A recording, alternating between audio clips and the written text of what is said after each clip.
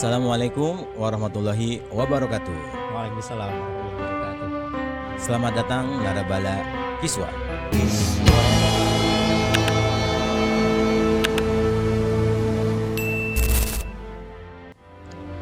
Saya Atung, di samping saya seperti biasa ditemani oleh Mas Rizal yang kadang pecinya miring dan kadang lurus, tetapi insya Allah ilmunya lurus. Pernah nggak teman-teman merasakan bahwa kita punya sebuah barang yang ternyata barang itu sebenarnya haram atau dilarang? Seperti halnya ada teman yang dia HP-nya penuh dengan aplikasi judi online.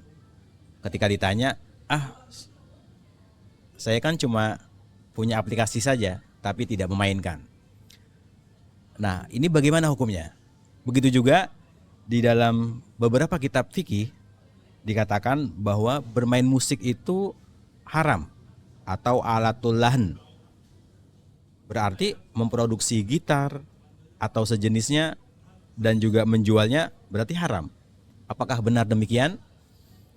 Nah, kita perlu ketahui dulu apa pengertian haram dan bagaimana yang dimaksud dengan haram itu sendiri. Teman-teman, nanti kita akan simak jawabannya dengan panduan Mas Rizal. Sebelum itu, bagi teman-teman yang merasa episode ini bermanfaat, silakan like dan subscribe. Atau bagi yang punya pertanyaan atau sanggahan, bisa berkomentar di bawah ini. Kepada Mas Rizal dipersilakan untuk memulai kajian. Seperti biasa nanti membaca suratul Fatihah buat guru-guru kita dan para musonif. Terima kasih. Terima kasih Mas Atung. Assalamualaikum warahmatullahi wabarakatuh. Narabala Kiswah semuanya. Tadi sepertinya Mas Atung tampak fresh sekali ya. Antara fresh dan agak grogi karena sudah lama tidak syuting sepertinya. Ini alhamdulillah ya, karena kesibukan Mas Atung yang luar biasa dan krunya ini, kita bisa mulai lagi sekarang. Seperti biasa sebelum kita mulai, kita buka dulu dengan baca suratul Fatihah. Semoga yang kita kaji manfaat barokah fid din wa dunya wal akhirah. Al-Fatihah. A'udzubillahi minasyaitonir rajim. Siratal ladzina an'amta 'alaihim ghairil maghdubi 'alaihim waladdallin. Amin.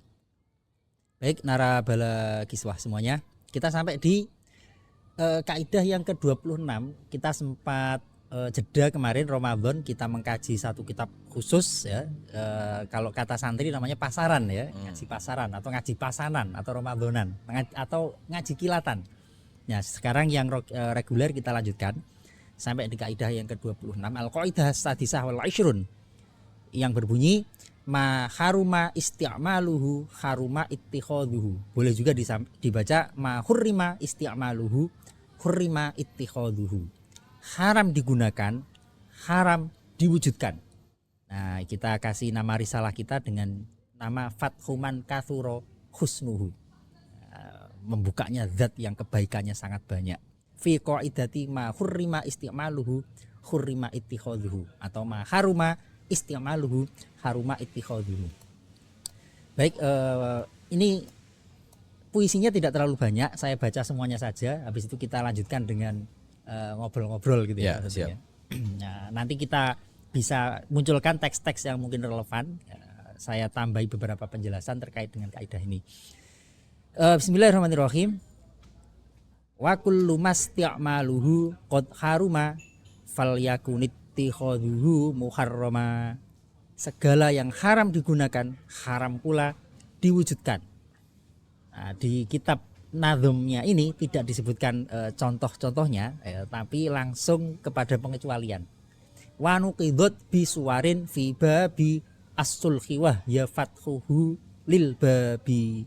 Namun ada sanggahan, dalam kasus suluh ada pintu kemudahan. Mahma yakun yasmuruhu walakini ujiba anha bijawabin mutqoni. Meski sanggahan disampaikan, dijawab dengan argumentatif meyakinkan. Nah, kalau kita merujuk kepada penjelasan di kitab yang merupakan kitab induk dari kitab ini, yaitu Al-Ashbah wan Nadzairnya Asyuti, di sana disebutkan berdasarkan kaidah ma haruma istimaluhu haruma ittikhaduhu, yang haram digunakan haram diwujudkan, kata Asyuti, wa min thamma, atas dasar itu hurrima ittikhadhu alatil malahi, diharamkan memproduksi alat-alat musik, yang tadi menjadi pertanyaan di awal oleh Mas Atung ya. Diharamkan. Kenapa? Menggunakannya saja dilarang. Kalau begitu apa namanya, memproduksinya juga diharamkan. Wa awanin nakdaini, awan itu wadah ya, tempat piring, mangkok, gelas ya, yang berbahan emas perak. Nah itu nggak boleh. Wal kalbu liman layasidu, memelihara anjing bagi orang yang tidak memfungsikan anjing itu untuk kepentingan suyadah, kepentingan soid, berburu. Wal khinzir wal fawasik, ya demikian juga dengan khinzir. Wal khomru wal harir, bir, minuman keras itu haram dimanfaatkan, maka haram juga diproduksi. Wal khilli lirrojul, gelang, kalung, yang di telinga apa namanya Mas itu, anting-anting ya, yang berbahan dari emas, untuk dipakai laki-laki. Kalau perempuan boleh.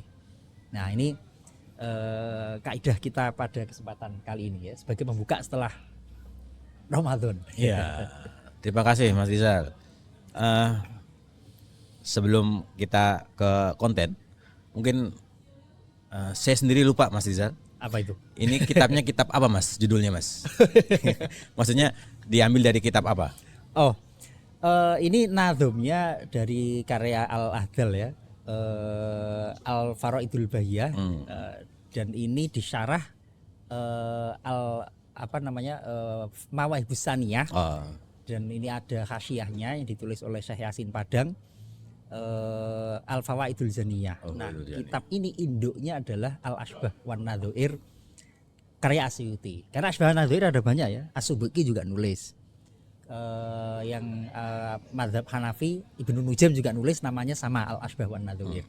Nah, ini yang Ashbah wan Nadzair yang ditulis oleh Al-Imam Jalaluddin Asyuti. Berarti apakah ini juga disebut sebagai kitab kuning, Mas?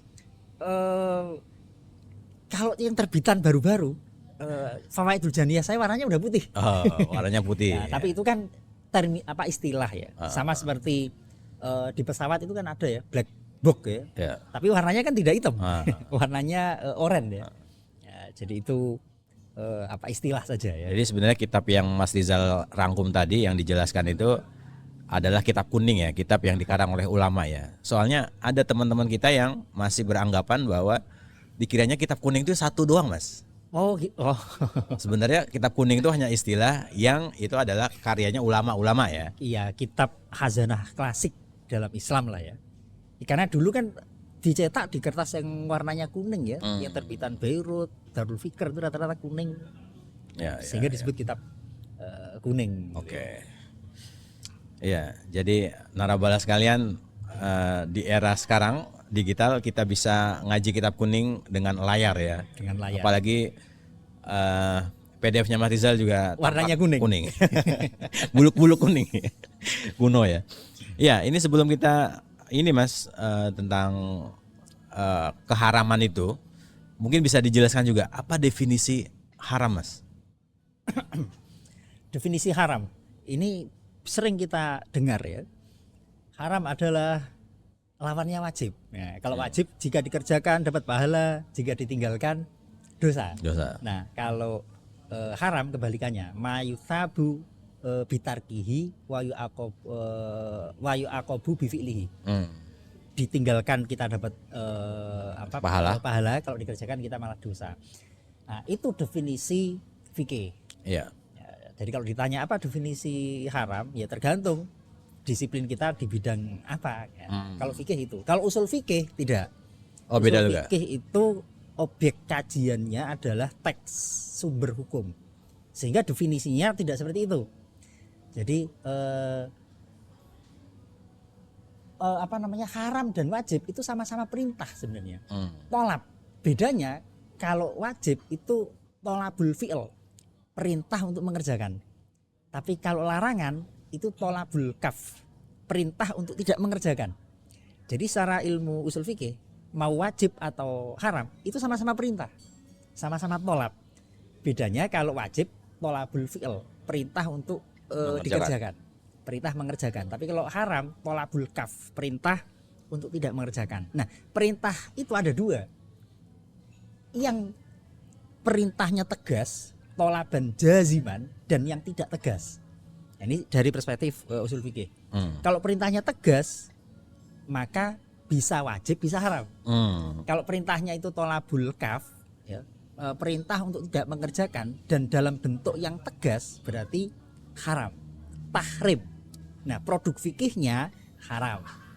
Nah, kalau perintahnya tidak tegas, kalau perintah itu berupa perintah untuk tidak mengerjakan, tolabul kaf, dan tidak tegas, tolaban yang ghaira jazim, statusnya makruh saja. Di bawahnya haram ya? Di bawahnya haram. Nah, ini kerja-kerja usuliyin, kerja-kerja ahli usul fikih untuk meneliti perintah ini tegas atau tidak, larangan ini tegas atau tidak. Nah, ini ada beberapa indikator ya, sebuah perintah disebut tegas atau tidak. Nah, ini usul fikih itu ya. Tadi Mas Rizal bilang bahwa lawan kata haram itu wajib ya. Betul. Nah, ada juga yang mengatakan atau kita sering familiar ya mendengar halal dan haram. Jadi apakah yang dimaksud istilah haram di sini halal dan haram atau bagaimana, Mas? Kita bicara hukum taklif tadi itu ya. Hukum taklif itu yang ada kalau mazhabnya Maliki, Syafi'i dan Hanabilah itu ada 5 itu. Ya. Haram, wajib atau fardu, sunnah, halal, nah itu mubah. Nah, itu kajian usul fikih. Usul fikih. Nah, kalau mazhabnya Imam Abu Hanifah dibedakan ya, antara ada fardu, ada wajib, itu beda. Nah, kalau yang terkait dengan halal itu sebenarnya status kalau di MUI itu ada komisi fatwa, ya. Dan itu terkait dengan benda ini halal atau tidak. Benda ya. Benda dimakan, nah itu halal atau tidak, atau terkait dengan klasifikasi umum saja sebenarnya untuk membagi sebuah hal atau aktivitas itu boleh atau tidak, gitu aja. Tapi di negeri kita belum ada ya label haram, nggak ada ya. Label halal banyak, label haram nggak ada ya. Kurang tahu saya itu. Tapi di tempat Mas Satu nongkrong tuh ada tuh kayaknya label ya. Oh gitu ya. Minuman itu kan dikasih tanda haram nih. Ya, di sana ya. Nah, berarti haram ini dulu kan Mas Rizal pernah menerjemahkan bahwa maksiat itu adalah pelanggaran. Ya. Jadi maksiat yang selama ini kita artikan sebagai dosa kepada Allah, ternyata dosa kepada manusia pun disebut maksiat ya, pelanggaran ya. Ya. Nah, apakah ini juga disebut kategori haram itu juga, Mas? Maksiat, iya, bagian dari yang diharamkan ya maksiat itu. Maksiat itu hukumnya haram. Maksiat itu haram hukumnya. Maksiat itu kan sebuah aktivitas ya, dan ketempelan hukum haram. Kalau misalnya ada istilah legal dan ilegal, nah, apakah bisa kita samakan juga bahwa legal itu halal, sementara yang ilegal adalah haram? Kalau dalam sebuah negara yang plural gitu ya, maka itu bisa jadi dua hal yang berbeda. Bisa jadi sesuatu itu legal tapi tidak halal. Ataupun sebaliknya, bisa jadi sesuatu itu halal tapi tidak legal. Tapi dalam sebuah negara yang mungkin ya negara teokrasi barangkali ya. Nah, ini biasanya yang legal sudah pasti halal. Yang legal secara konstitusi negara sudah pasti juga syar'an secara fikih biasanya. Nah, kalau Indonesia kan ini plural ya.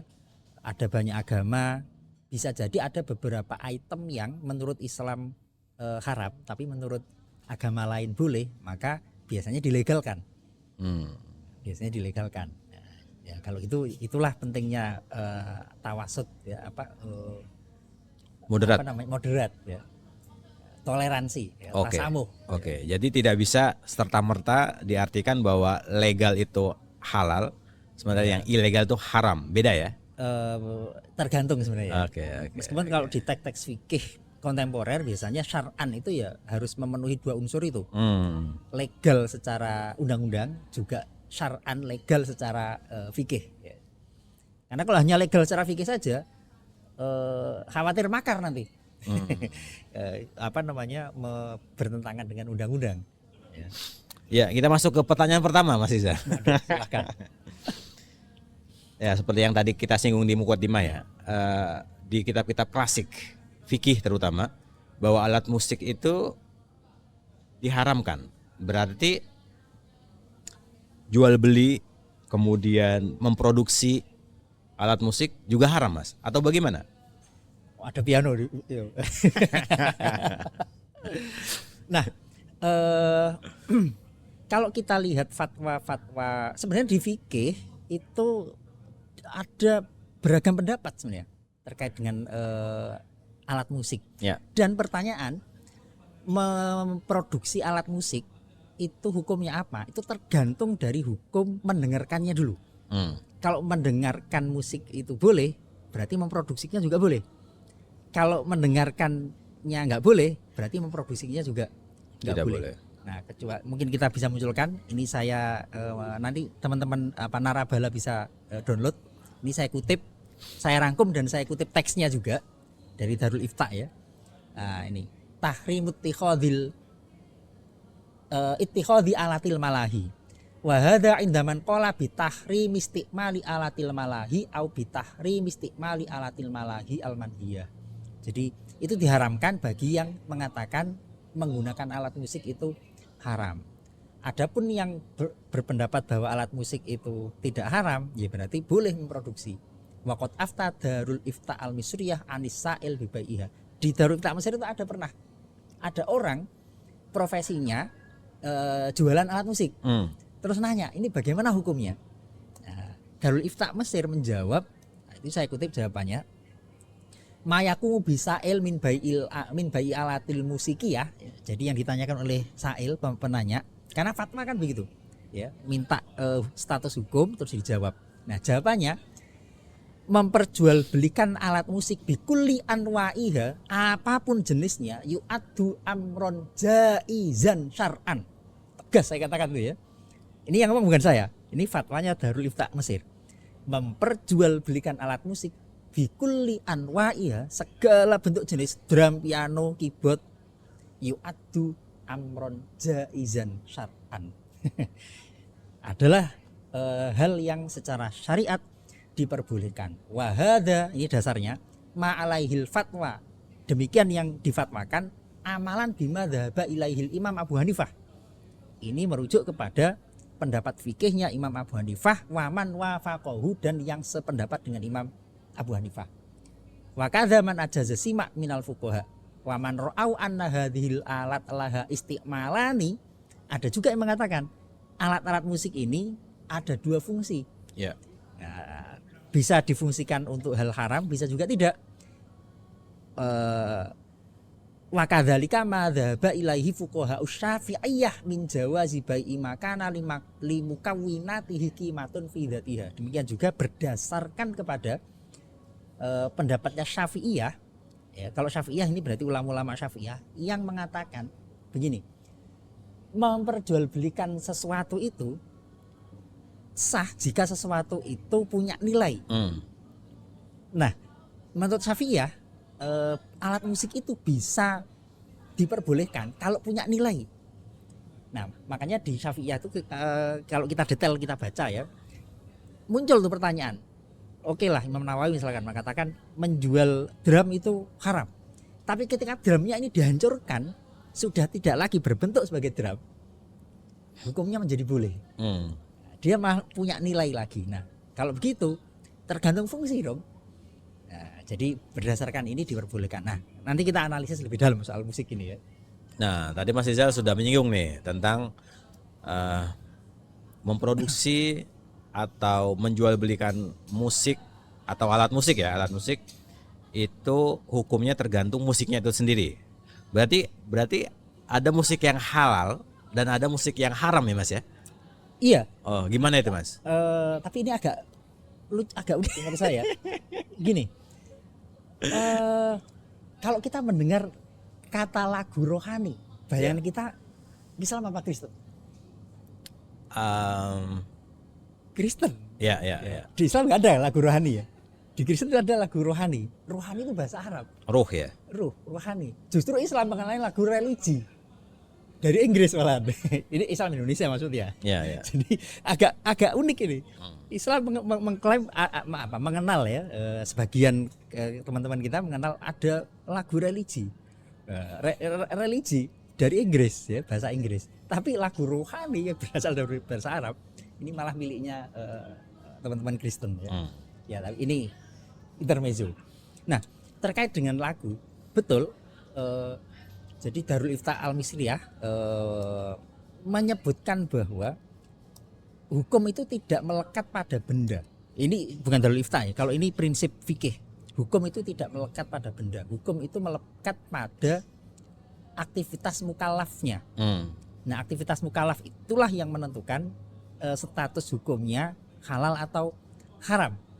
Nah, ketika alat musik itu digunakan untuk kebaikan, berarti untuk hal yang hasanuhu hasanun, qabihuhu qabihun. Kalau digunakan untuk kebaikan, ya berarti baik. Kalau digunakan untuk tidak baik, ya tidak baik. Nah, itu itu yang saya kutip dari Darul Ifta Mesir ya.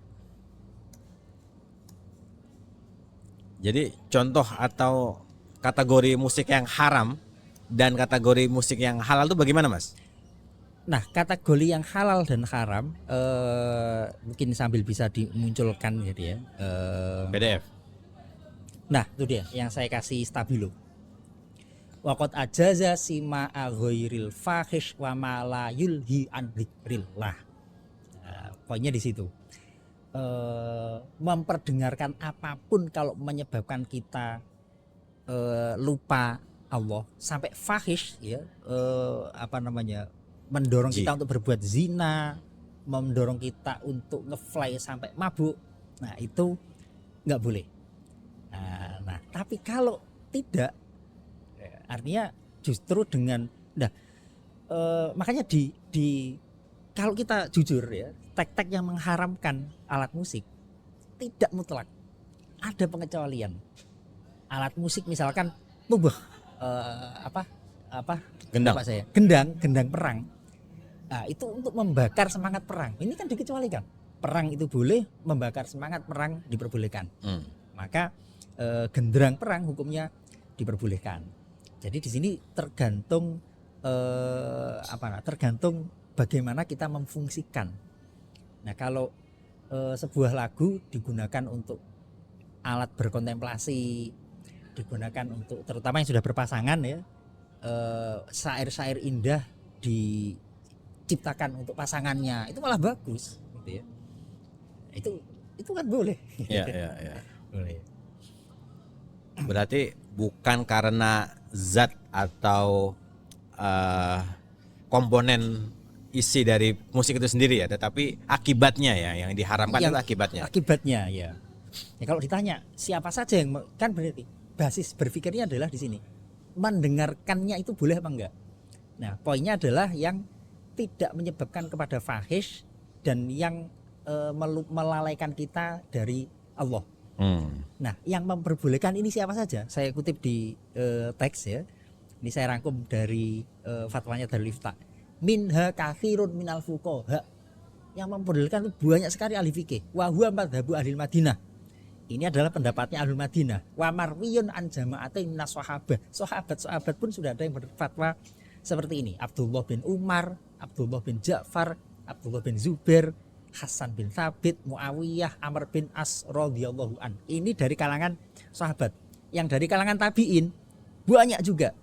Qadhi, Syureh, Sa'id bin Al-Musayyib, Atta bin Abi Robah, Az-Zuhri, Asy-Sya'bi. Ini saya sebutkan ya. Banyak sekali. Ya, Jadi cara berpikirnya saya rasa seperti itu.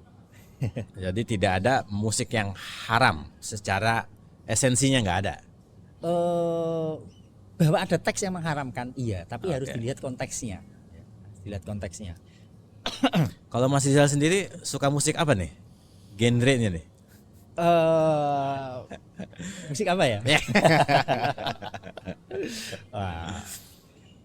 Ya masa iya lagu nikmat Tuhanmu yang pasti diharamkan begitu kan? Tapi saya punya pertanyaan gini, Mas. Oh.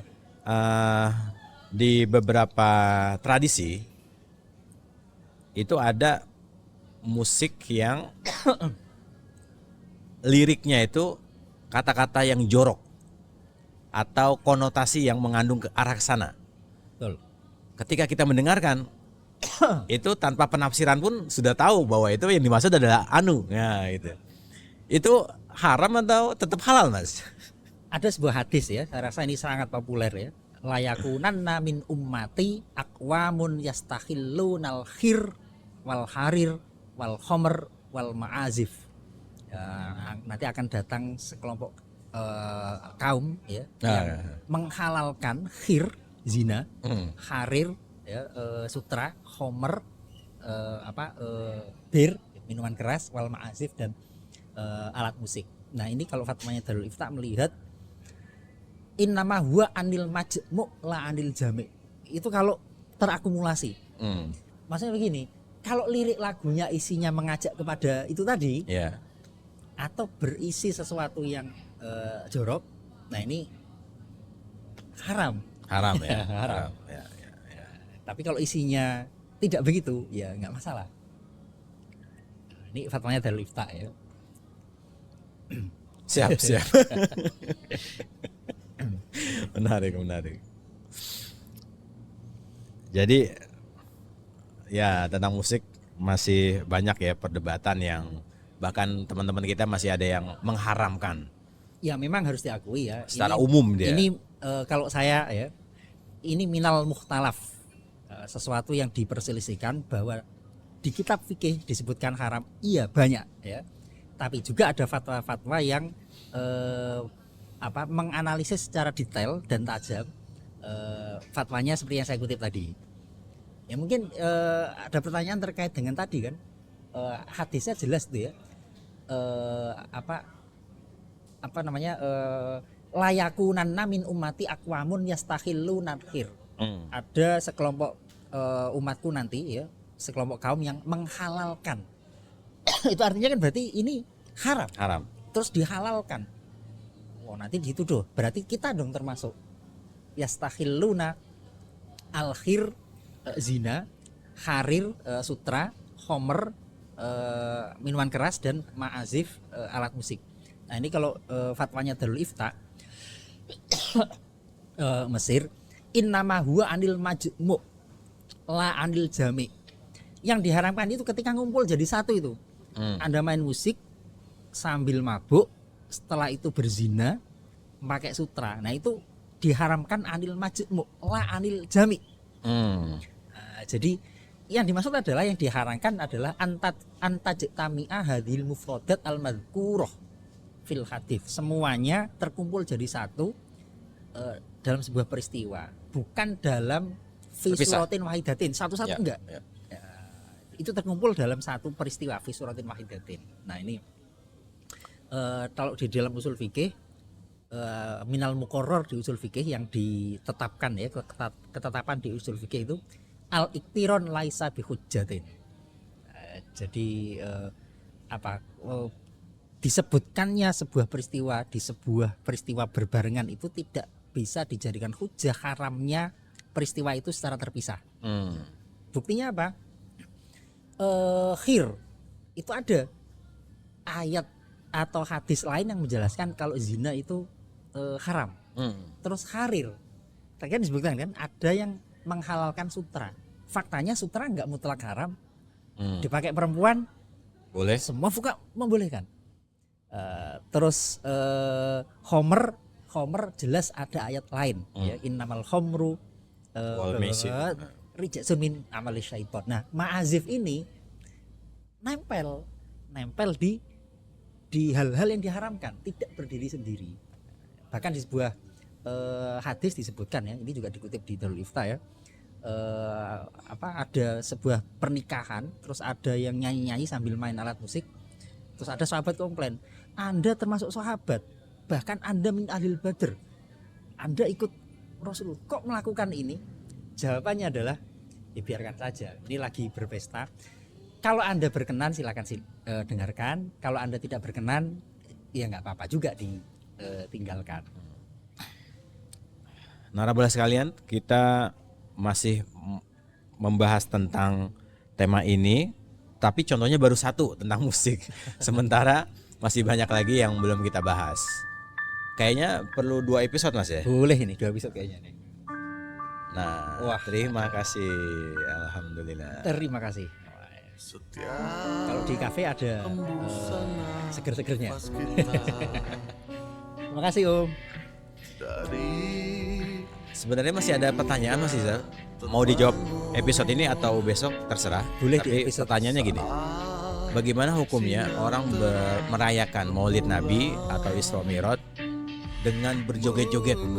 Biasanya bahkan beberapa waktu lalu viral ya, di sebuah panggung kemudian ada biduannya seperti itu. Nah, apakah ini juga masuk dalam kategori halal atau haram, Mas Rizal?